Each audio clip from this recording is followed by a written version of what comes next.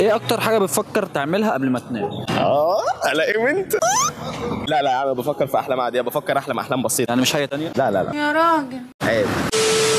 لو كان عندك القدره اللي انت تغير حاجه في حياتك هتكون ايه؟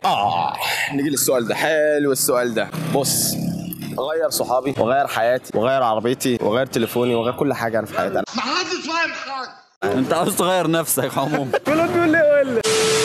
لو قابلت نفسك وانت صغير هتقول لنفسك ايه؟ السؤال ده برضه يا عم، ده سؤال برضه. انت ايه؟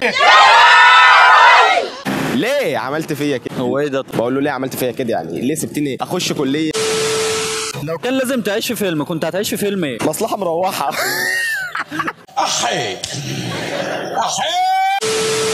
ايه الحاجه اللي مستحيل تعملها لو هتكسب مليون جنيه؟ لا انا اعملها واكسب المليون جنيه يا عم، ده مليون جنيه يا عم. افرض هي حاجه حرام. يا عم اعملها برضه يا عم، انا حر يا عم، انا عايز اكسب المليون. معاك فلوس يا عم؟ انا كده والله يا عم، انا حر يا عم ان شاء الله. عارف لو قالوا لي اغطس في بلاعه طلع منها صراصير واطلع تاني بالصراصير وكلها في بقك، هاكلها ببقي. انت ما تستحقش انك تكون مصري من اساسه. ربنا ينتقم منك يا خايف. حسبي الله ونعم الوكيل.